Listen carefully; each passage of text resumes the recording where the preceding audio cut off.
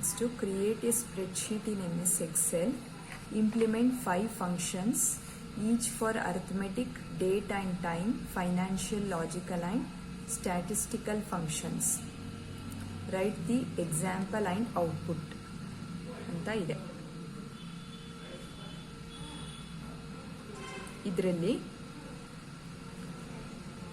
ಈ ರೀತಿ column name ಹಾಕೋಬೇಕು. ಹಾಕೊಂಡು ಇದಿಷ್ಟು ಡೇಟಾ ಫಿಲ್ ಮಾಡ್ಕೋಬೇಕು. ಇದು ಗಿವನ್ ಡೇಟಾ, ಕ್ವೆಶ್ಚನ್ ಅಲ್ಲೇ ಈ ಡೇಟಾ ಸಿಗುತ್ತೆ ನಿಮಗೆ ಎಕ್ಸಾಮ್ ಅಲ್ಲಿ. B2 to B6 ಇದರದ್ದು ಟೋಟಲ್ ಕ್ಯಾಲ್ಕುಲೇಟ್ ಮಾಡಬೇಕು. ಅದಕ್ಕೆ ಫಾರ್ಮುಲಾ ಇಲ್ಲಿದೆ. Equal to sum function open the bracket B2 colon B6.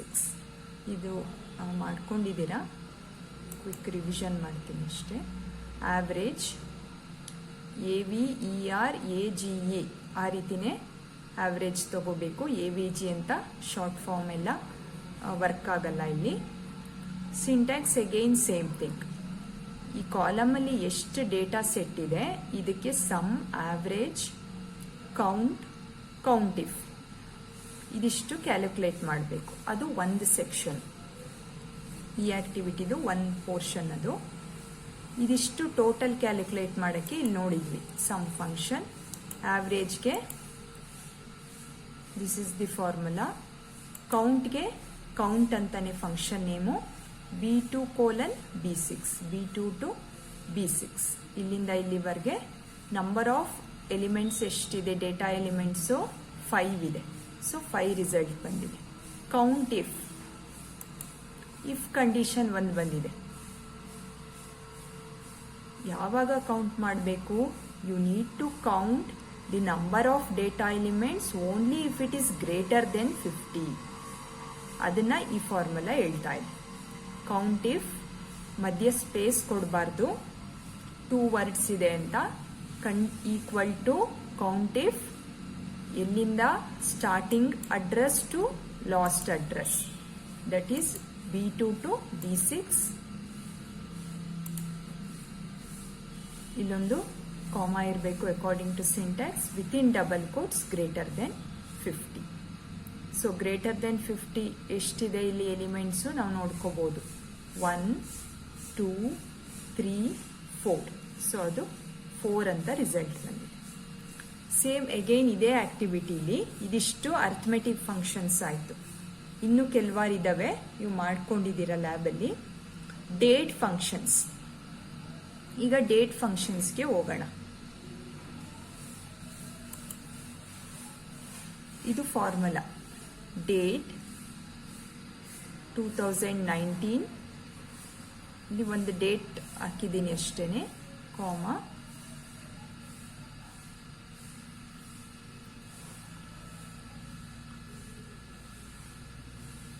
ಇಲ್ಲಿದೆ ನೋಡಿ date, second month, 12th date. ಈ ಪ್ಯಾಟ್ರನ್ ಅಲ್ಲಿ ಇದೆ ಇಲ್ಲಿ 2019. ಡೇಟ್ ಫಂಕ್ಷನ್ ಒಳಗೆ ಫಸ್ಟು ಇಯರ್ ಬರಬೇಕು, ನೆಕ್ಸ್ಟು ಮಂತ್ದು ನಂಬರ್ ಹಾಕಬೇಕು. ಇಲ್ಲೆಲ್ಲ ನ್ಯೂಮರಿಕಲ್ ಡೇಟಾನೇ ಇರಬೇಕು. Next 12, that is the date ಹಾಕಿದ್ರೆ ಈ ಪ್ಯಾಟ್ರನ್ ಅಲ್ಲಿ ಡೇಟ್ ಬರುತ್ತೆ. ನೀವು ಹಾಕಿದ್ದು ಈ ಟೈಪ್ ಮಾಡಿದ್ದು ಈ ಫಂಕ್ಷನ್ನು 2/12/2019. ಈ ಅಕಾರ್ಡಿಂಗ್ ಟು ದಿಸ್ ಇಲ್ಲಿ ನಾನು ಫಸ್ಟೇನೆ ಡೇಟ್ ಹಾಕ್ತೀನಿ, ಆಮೇಲೆ ಮಂತ್ ಹಾಕ್ತೀನಿ, ಆಮೇಲೆ ಇಯರ್ ಹಾಕ್ತೀನಿ ಅಂದ್ರೆ ನಿಮ್ಗೆ ಔಟ್ಪುಟ್ ಬರಲ್ಲ. ಸಿಂಟ್ಯಾಕ್ಸ್ ಇದೇ ತರ ಇದೆ. ಇಯರ್, ಇಲ್ಲೊಂದು ಆಪರೇಟರ್ ಇರಲೇಬೇಕು, ಕಾಮಾ ಆಪರೇಟರ್. ನೆಕ್ಸ್ಟು ಎಷ್ಟನೇ ಮಂತ್ ಅದೇ ಪ್ಯಾಟ್ರನ್ ಫಾಲೋ ಮಾಡಬೇಕು. ನೆಕ್ಸ್ಟು ಡೇಟ್ ಹಾಕಬೇಕು. ಆಗ ಅದೇ ನೀವೇನು ಡೇಟ್ ಕೊಟ್ಟಿದ್ದೀರಾ ಅದು ಈ ಪ್ಯಾಟ್ರನ್ ಅಲ್ಲಿ ಪ್ರೆಸೆಂಟ್ ಆಗುತ್ತೆ. Next day function. Day function day of B17. B17 column ಅಲ್ಲಿ ಏನಿದೆ? B column 17th rho. B17th column ಅಲ್ಲಿ ಇದೊಂದು ಡೇಟ್ ಇದೆ. ಆ ಡೇಟ್ದು ಡೇ ಯಾವುದು ಅಂದರೆ ಆ ಡೇಟ್ ಯಾವುದು, ಜಸ್ಟ್ ಡೇಟ್ ಮಾತ್ರ ಬೇಕು ನನಗೆ ಅಂದರೆ ಡೇ ಫಂಕ್ಷನ್ ಯೂಸ್ ಮಾಡಬೇಕು. ಡೇ ಆಫ್ ಡೇಟ್ ಎಲ್ಲಿದೆ, ಈ ಪ್ಯಾಟ್ರನ್ನಲ್ಲಿರೋ ಡೇಟ್ ಎಲ್ಲಿದೆ, ಯಾವ ಅಡ್ರೆಸ್ಸು ಆ ಅಡ್ರೆಸ್ ಇಲ್ಲಿ ಟೈಪ್ ಮಾಡಬೇಕು. Next year function, year of B17, ಈ ಡೇಟಲ್ಲಿ ಇಯರ್ ಮಾತ್ರ ಎಕ್ಸ್ಟ್ರಾಕ್ಟ್ ಮಾಡಿ ಕೊಡುತ್ತೆ. ಮಂತ್ ಫಂಕ್ಷನ್, ಈ ಡೇಟ್ ಪ್ಯಾಟ್ರನಲ್ಲಿ ಮಂತ್ ಮಾತ್ರ ಎಕ್ಸ್ಟ್ರಾಕ್ಟ್ ಮಾಡಿ ಕೊಡುತ್ತೆ, second month. Now function, day year month ಮೂರು ಎಕ್ಸ್ಟ್ರಾಕ್ಟ್ ಮಾಡ್ಕೊಳ್ಳೋಕ್ಕೆ ನಿಮಗೆ ಒಂದು ಡೇಟ್ ಬೇಕು. ಆ ಡೇಟ್ದು ಅಡ್ರೆಸ್ಸು B17 ಇದೆ, ನಾನಿಲ್ಲಿ ಟೈಪ್ ಮಾಡಿರೋದ್ರಲ್ಲಿ. ನಿಮ್ಮದ್ರಲ್ಲಿ ವೇರಿ ಆಗ್ಬೋದು, ನೀವು ಬೇರೆ ಯಾವುದೋ ಸೆಲ್ ಅಡ್ರೆಸ್ಸಲ್ಲಿ ಇಟ್ಟಿರ್ಬೋದು, ಅಲ್ಲಿ ವೇರಿ ಆಗುತ್ತೆ ಸೆಲ್ ಅಡ್ರೆಸ್. ಸೊ ಎಕ್ಸ್ಟ್ರಾಕ್ಟ್ ಮಾಡ್ಕೊಳ್ಳೋಕೆ ಡೇಟ್ ಬೇಕಾಗಿರೋದ್ರಿಂದ ಈ ಡೇಟ್ ಎಲ್ಲಿದೆ ಆ ಸೆಲ್ ಅಡ್ರೆಸ್ ಕೊಡ್ತಾ ಇದ್ದೀವಿ. ಡೇ ಇಯರ್ ಮಂತ್ ಎಕ್ಸ್ಟ್ರಾಕ್ಟ್ ಆಯಿತು. ಡೇಟು ಈ ಪ್ಯಾಟ್ರನಲ್ಲೇ ಇದ್ರೆ ಮಾತ್ರ ಎಕ್ಸ್ಟ್ರಾಕ್ಷನ್ ಆಗುತ್ತೆ. ಸೊ ಡೇಟ್ ಈ ಪ್ಯಾಟ್ರನಲ್ಲಿ ಬರಬೇಕು ಅಂದರೆ ಡೇಟ್ ಫಂಕ್ಷನ್, ಅದ್ರ ಒಳಗೆ parameters year comma month comma date ಅಥವಾ ಡೇ ಅಷ್ಟು ಹಾಕಬೇಕು. Now function, just now function ಅಂತ ಹಾಕಿ ಸಿಸ್ಟಮ್ ಡೇಟು ಇಲ್ಲಿ ವಿತಿನ್ ಬ್ರಾಕೆಟ್ಸು ಸಿಸ್ಟಮ್ ಡೇಟು, ಇದು ಯಾವಾಗ ನಾವು ಅಪ್ಲೈ ಮಾಡ್ತಾ ಇದ್ದೀವಿ ನೌ ಫಂಕ್ಷನ್ನು, ಕರೆಂಟ್ ಡೇಟ್ ಆ್ಯಂಡ್ ಟೈಮು ಇಲ್ಲಿ ಡಿಸ್ಪ್ಲೇ ಆಗುತ್ತೆ. ನೋಡಿ, ಕರೆಂಟ್ ಡೇಟ್ ಆ್ಯಂಡ್ ಟೈಮ್, ಇವತ್ತಿನ ಡೇಟು ಮತ್ತು ಈಗಿನ ಟೈಮ್ ಅದು ಇಲ್ಲಿ ಡಿಸ್ಪ್ಲೇ ಆಗ್ತಿದೆ. ಇದರಲ್ಲಿ ಏನು ಪ್ಯಾರಾಮೀಟರ್ಸ್ ಇರಬಾರ್ದು, ಬ್ಲ್ಯಾಂಕ್ ಇರಬೇಕು. Equal to NOW now function.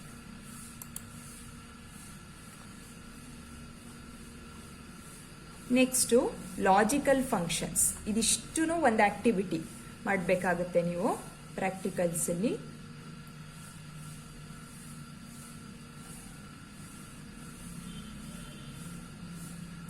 And function, or ಮತ್ತೆ not function, if function. And function logic ನಿಮಗೆ ಗೊತ್ತಿರ್ಬೋದು. If both the inputs are true then only the output is true. ಇದು logic for the and function. And function ಟೇಬಲ್ಗೆ inputs 0 0 0 1 1 0 1 1 ಅಂತ ಇರುತ್ತೆ. ಓದಿದ್ದೀರಾ previous ಸೆಮ್ಮಲ್ಲೆಲ್ಲ ಹೇಗಿರುತ್ತೆ and table ಅಂತ. ಅದಕ್ಕೆ ಲಾಜಿಕಲ್ ಆ್ಯಂಡಿಂಗ್, ಇದು ನಾರ್ಮಲ್ ಮಲ್ಟಿಪ್ಲಿಕೇಶನ್ ಅಲ್ಲ, ಲಾಜಿಕಲ್ ಆ್ಯಂಡಿಂಗ್ ಹಾಕಿದಾಗ ರಿಸಲ್ಟು ವೇರಿ ಆಗುತ್ತೆ. 0 and 0 output is 0. 0 1 0 output is 0. 1 and 0 output is 0. 1 and 1, ನಾನು ಆಗಲೇ ಹೇಳಿದೆ logic, if both the inputs are true output should be true. So 1 and 1 ಅಂತ ಹಾಕಿದ್ರೆ 1 ಅಂತಾನೆ ಬರಬೇಕು, ಟ್ರೂ ಅಂತ ಬರಬೇಕು ಔಟ್ಪುಟ್. ಸೊ ಇದ್ರದ್ದು ಇದು ಹೇಗೆ ಬಂದಿದೆ ಇಲ್ಲಿ ಫಾಲ್ಸ್ ಅಂತ ನೋಡೋಣ. ಆ್ಯಂಡ್ ಫಂಕ್ಷನ್ಗೆ 2 ಡೇಟಾ ಇರೋ ಅಂತ ಸೆಲ್ ಅಡ್ರೆಸ್ ಹಾಕ್ಬೇಕು. 2 ಇನ್ಪುಟ್ಸ್ ಬೇಕಲ್ಲ, A25 ಮತ್ತು A27.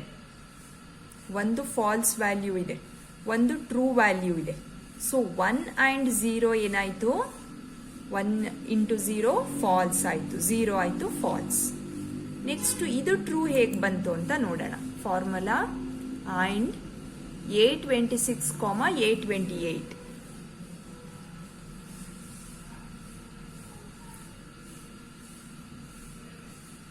A28 ಅಲ್ಲಿ ಏನೂ ಇಲ್ಲ, ಬ್ಲ್ಯಾಂಕ್ ಇದೆ. 26 ಅಲ್ಲಿ 9 ಅಂತ ಇದೆ, ಟ್ರೂ ವ್ಯಾಲ್ಯೂ. ಅದು ಇದೊಂದು ಮಾತ್ರ ವ್ಯಾಲ್ಯೂನ ತಗೊಂಡಿದೆ, ಟ್ರೂ ಆಯಿತು ಅಲ್ಲಿ. ನೆಕ್ಸ್ಟ್ A27 and 29, 0 ಮತ್ತೆ ಇಲ್ಲಿ ಬ್ಲ್ಯಾಂಕ್ ಇದೆ, ಫಾಲ್ಸ್ ಅಂತಾನೆ ರಿಟೈನ್ ಮಾಡಿದೆ. ನೆಕ್ಸ್ಟ್ ಆರ್ ಕಂಡೀಷನ್ ನೋಡೋಣ. ಆರ್ ಕಂಡೀಷನ್ ಲಾಜಿಕ್ ಏನು, if any one of the input is true the output is true. So table ಹೇಗೆ ಬರುತ್ತೆ, 0 OR 0 result 0, 0 OR 1 result 1, 1 OR 0 result 1 1 OR 1 result 1. So ಆ basis ಮೇಲೆ ಈ ವ್ಯಾಲ್ಯೂಸ್ಗೆ apply ಮಾಡಿದ್ರೆ ಇದೊಂದು ನಾನು ಎಕ್ಸ್ಪ್ಲೈನ್ ಮಾಡ್ತೀನಿ. ಆರ್ A25 to A27 ಇದು ಟ್ರೂ ಆಗಿದೆ, ಇದು 0 ಫಾಲ್ಸ್ ಆಗಿದೆ, ಆಗ್ಲೂ ಟ್ರೂ ಅಂತ ಬರುತ್ತೆ. 1 ಆರ್ 0 ರಿಸಲ್ಟ್ ಏನು ಟ್ರೂ. ನಾಟ್ ಅಂದ್ರೆ ಕಾಂಪ್ಲಿಮೆಂಟ್. ಟ್ರೂ ಇನ್ಪುಟ್ ಇದ್ರೆ ಫಾಲ್ಸ್ ಔಟ್ಪುಟ್, ಫಾಲ್ಸ್ ಇನ್ಪುಟ್ ಇದ್ರೆ true output. So not A25. A25 ನಲ್ಲಿ ಏನ್ ವ್ಯಾಲ್ಯೂ ಇದೆ 15 ಅಂತ.